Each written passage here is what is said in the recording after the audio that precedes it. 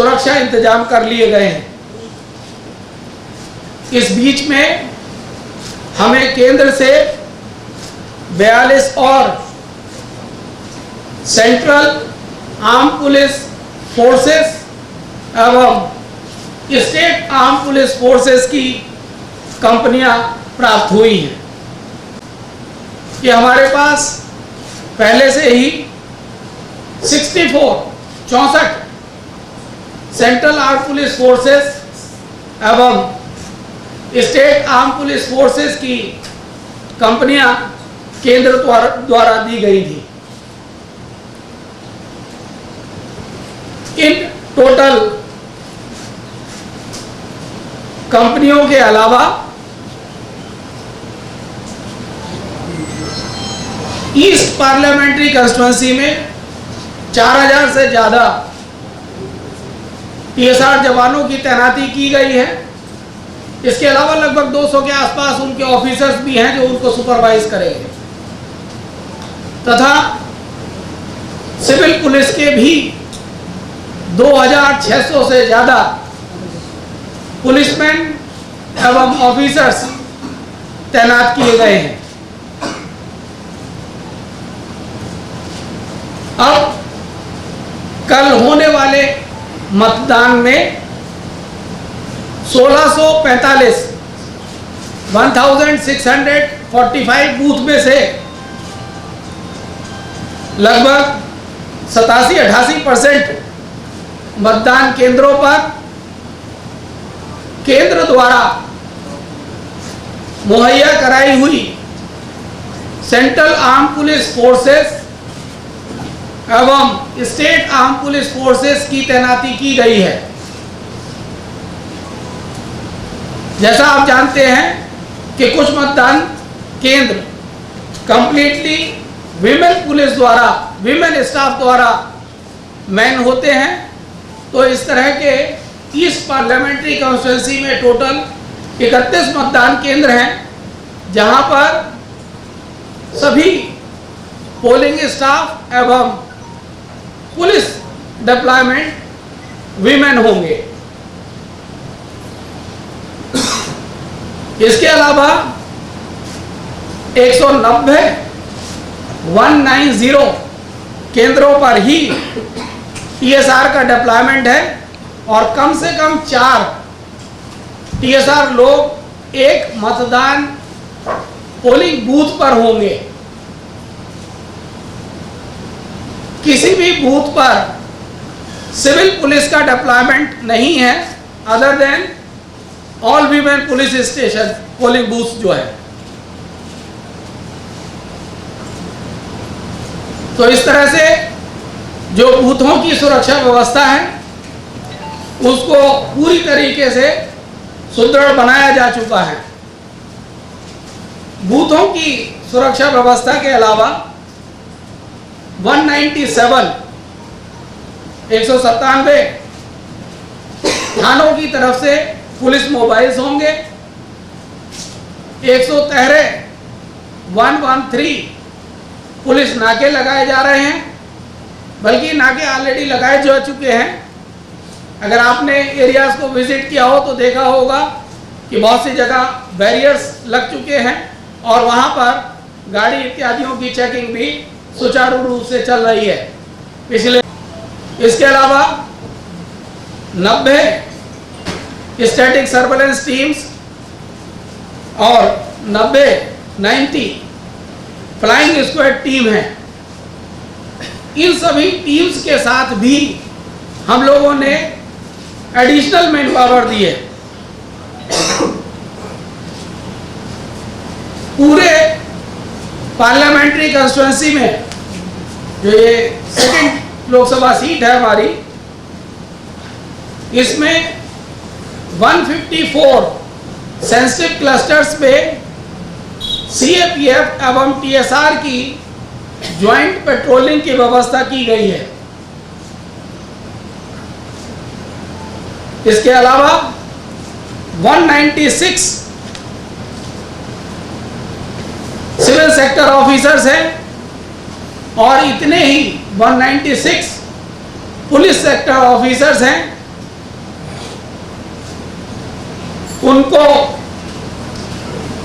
छोटे छोटे एरियाज दिए गए हैं जिसमें वो बूथों के ऊपर जो अरेंजमेंट है और कोई किसी तरह की प्रॉब्लम तो नहीं है तथा आसपास के एरिया में कोई प्रॉब्लम तो नहीं है, इस बात को भी ये लोग देखेंगे। इसके अलावा जो ये हमारे पास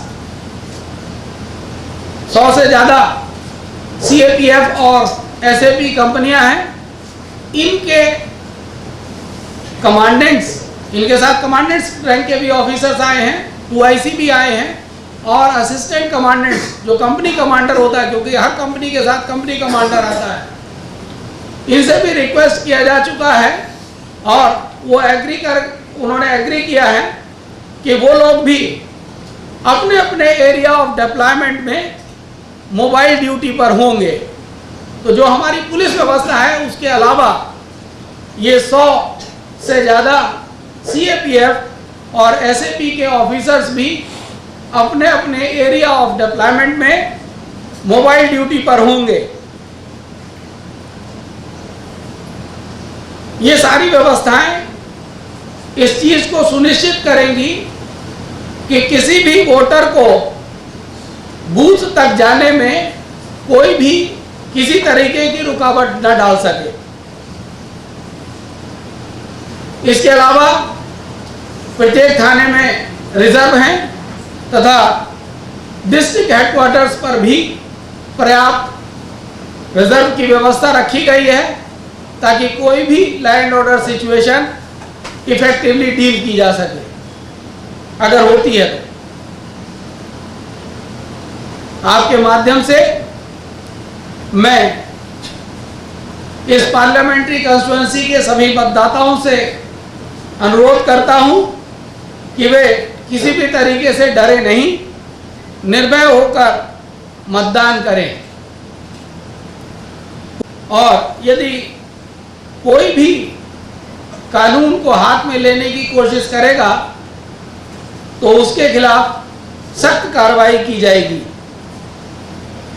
इस दिशा में सभी पुलिस अधिकारियों को स्पष्ट निर्देश दिए जा चुके हैं, हमारी तरफ से भी दिए जा चुके हैं और CO ऑफिस की तरफ से भी दिए जा चुके हैं कि कोई भी अगर किसी भी तरह का इलेक्शन कमीशन की जो गाइडलाइंस है उसका उल्लंघन करने की कोशिश करता है या किसी वायलेंट एक्टिविटीज में पार्टिसिपेट करता है, कानून को तोड़ने की हिम्मत करता है, तो उसके खिलाफ सख्त एवं प्रभावी कार्रवाई होगी। एक बार फिर मैं सभी मतदाताओं और प्रदेशवासियों से अपील करना चाहूँगा कि वे किसी भी तरह की अफवाह पर ध्यान ना दें। यदि कोई सूचना उनके पास आती है तो तुरंत पुलिस को हमारा 100 नंबर अवेलेबल है, 100 नंबर पर दें। एक टोल फ्री नंबर सारे जिले के हेडक्वार्टर्स पर लगा है, पुलिस हेडक्वार्टर्स पर यहाँ भी लगा है, 15103 पर सूचना दे। पुलिस हेडक्वार्टर्स में 2 नंबर्स हैं, एक है 2310-177 और एक है मोबाइल नंबर 9436544407। इस पर भी सूचना दी जा सकती है और हम लोग प्रॉम्प्टली एक्ट करेंगे, रिएक्ट करेंगे और हमारी पुलिस उस किसी भी जगह पर तुरंत पहुंचेगी। मैं ये आज पुलिस यहाँ की जनता और विशेषकर इस कंस्टिट्यूएंसी के वोटर की सुरक्षा में कोई कसर नहीं छोड़ेगी। सभी लोग निर्भय होकर बाहर निकले, मतदान करें, हम आपके साथ हैं। धन्यवाद। एक ऑलरेडी जैसा आप जानते हैं अखबार में भी आ चुका है, न्यूज़पेपर में भी आ चुका है कि एक केस ऑलरेडी रजिस्टर किया जा चुका है और इसका इन्वेस्टिगेशन प्रोग्रेस में है। Sir, I have a question. That how safe is the police?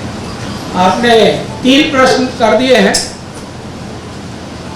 सबसे पहले मैं आपको बताना चाहूँगा कि धर्मनगर में जो इंसिडेंट हुई उसमें पुलिस ने वहाँ पर प्रभावी कार्रवाई की, लाठीचार्ज किया, इफेक्टिव लाठीचार्ज किया।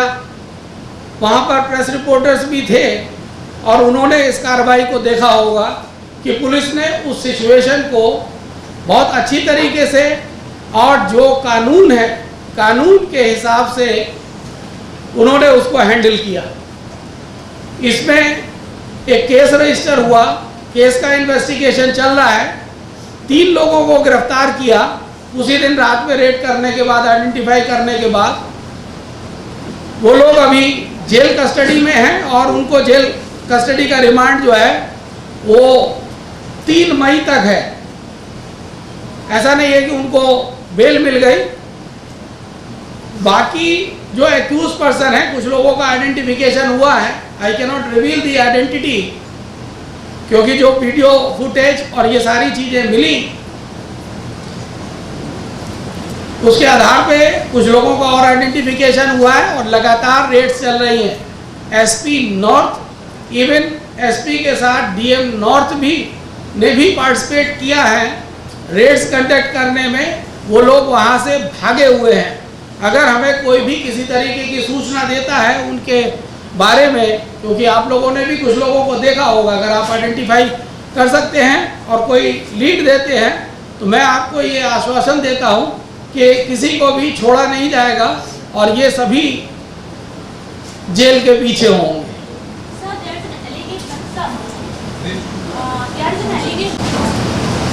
जो ये सूचना मुझे भी इलेक्ट्रॉनिक मीडिया के थ्रू ही मिली, क्योंकि कोई डायरेक्ट सूचना नहीं है।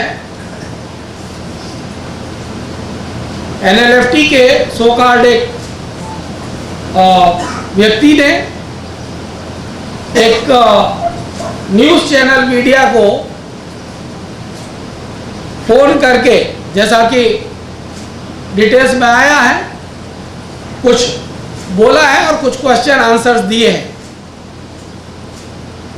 हम लोगों ने, पुलिस ने इसको विद ऑल सीरियसनेस लिया है और इसमें ऑलरेडी इन्वेस्टिगेशन खुवाई थाने में शुरू किया जा चुका है। आपको बता दूं कि वहाँ जो घटना हुई थी तुलाशिकर के पास, उस घटना में केस रजिस्टर करने के बाद 4 लोगों को गिरफ्तार किया गया था।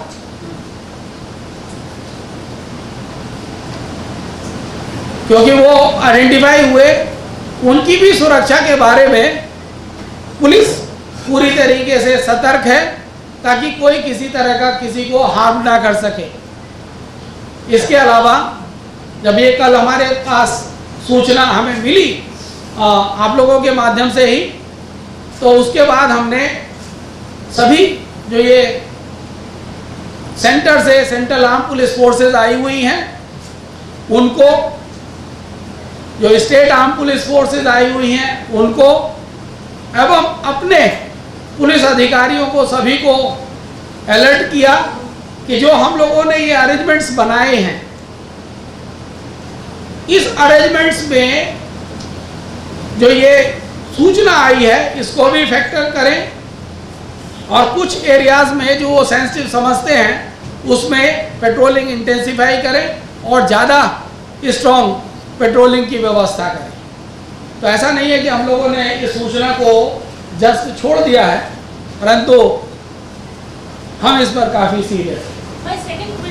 अप्रैल 11, देखिए मैं आज तक का आपको बता सकता हूं क्योंकि मैं वो डेटा लेकर आया हूं क्वेश्चन आपका। जो टोटल केसेस रजिस्टर हुए हैं आज तक वो 107 है। इसमें से आपने क्या पूछा? देखिए उसमें जो पोल इरेगुलरिटीज, जो आप बूथ की बात कर रही हैं, बूथ के अंदर का जो ये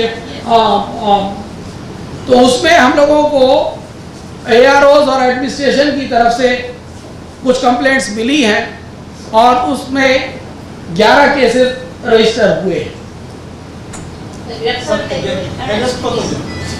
देखिए, उसके अंदर इन्वेस्टिगेशन चल रहा है और इन्वेस्टिगेशन के हिसाब से उसमें कानून के हिसाब से पूरी प्रक्रिया चल रही है। স্যার যারা জামিন পাচ্ছে ওরা কি কোনো শর্ত সাপেক্ষে জামিনটা পাচ্ছে?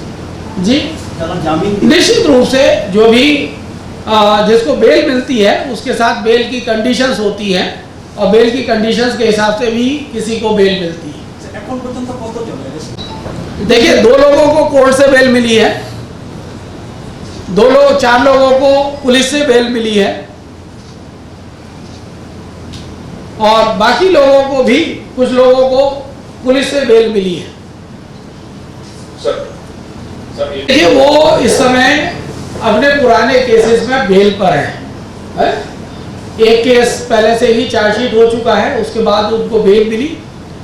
एक केस और रजिस्टर हुआ था तेलियामुड़ा में 2017 में, उसमें भी उनको बेल मिली हुई है। बेल में मिलने के बाद कोई भी किसी भी तरीके की एक्टिविटीज में शामिल हो सकता है, परंतु अगर कोई इंडल्ज का होता है दोबारा से या किसी वायलेंस में या किसी घटना में अगर उनका इंटेलिजेंस पाया जाएगा तो निश्चित रूप से दोबारा से उनके खिलाफ कार्रवाई। हाँ, he was there, so he is already on release on bail. So is there any case against him? No, the thing is, जिसके जो एक्शन हुआ आपने तो खुद देखा होगा, वीडियो फुटेज है, उसी के हिसाब से केस रजिस्टर होगा।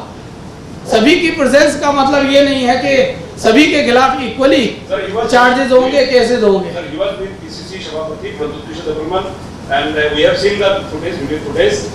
So that I am telling you this question. It is under investigation. It is under investigation. If his role also come, then he will also be taken to task. None will be spared. As simple as that. Have any dialogues going on with HTM and central government or state government? Any dialogues or peace negotiations? With ATTF? With No. ATTF? Not to my knowledge so far.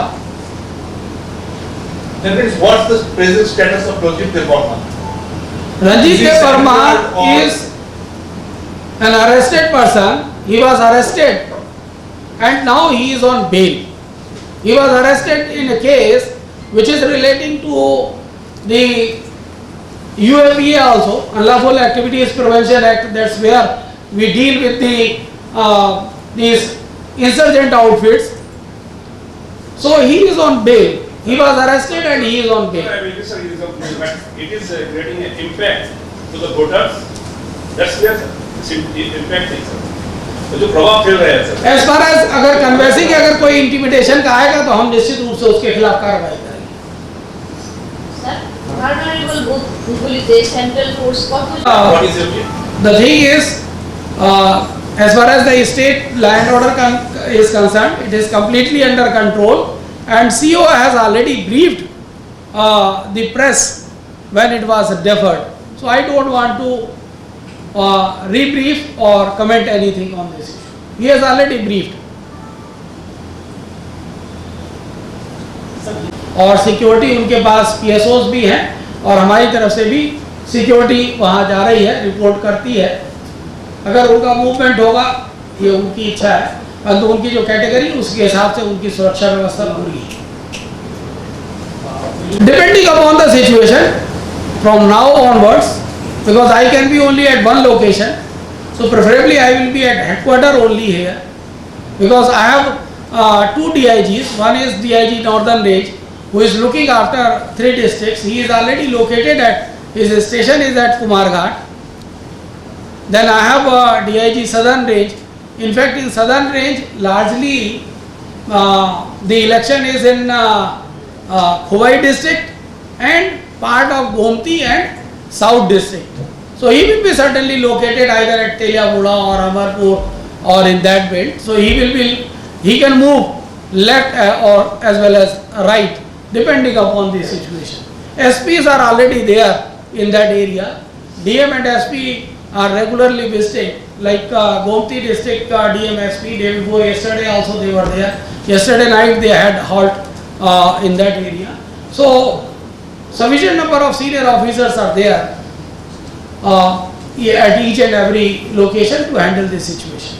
You said 87% polling stations. No, I just told that 190 booths we have TSR, 4 persons and above, 31 booths we have all women staff, and the remaining booths it is CAPF or SAP which has been made available by the government of India. Okay, so the polling. This, last time also during the assembly elections, there are certain guidelines for categorization of the booths in terms of normal, critical, vulnerable and critical. But the thing is, depending upon the availability, the force is also increased. There is no hard and fast rule for the deployment, but the total deployment is initially made at the level of the district. The headquarters, like I in consultation with the CEO, we provide the manpower to the districts. Then at the district level, the deployment is worked out by SP and DM together. Then this deployment is shown to the central observers, also shown to the central police observers. You might be aware that right now there are 3 central police observers, 2 for each 2 districts. So, sir. Initially there was, so this is totally shown, and they also receive so many information about sensitivity of various places, and accordingly this is added or subtracted. Like I don't do anything and it is not imposed, because everything has to be based on the ground realities and the ground situation, which central police observers, central civil observers, they are also aware. District magistrate SPs are aware. Sometimes we also get the information, we also share with them that this should be taken care of. How is the situation at the border? Because a few days back some Bangladeshis were arrested. Whether the border has been sealed? Border has been sealed. The thing is, the forces, that is the normal exercise. Not only the border with Bangladesh, the BSF has activated their full strength to seal the border, but on the Mizoram and Assam side also, the request has already been made and they are already deployed there, so that there is no unusual movement from anyone from that side also to this parliamentary constituency, because the earlier parliamentary constituency had only the border with the Bangladesh. Now this parliamentary constituency has border with Mizoram, has border with Assam and has border with Bangladesh also. Then thank you very much. Can we have tea?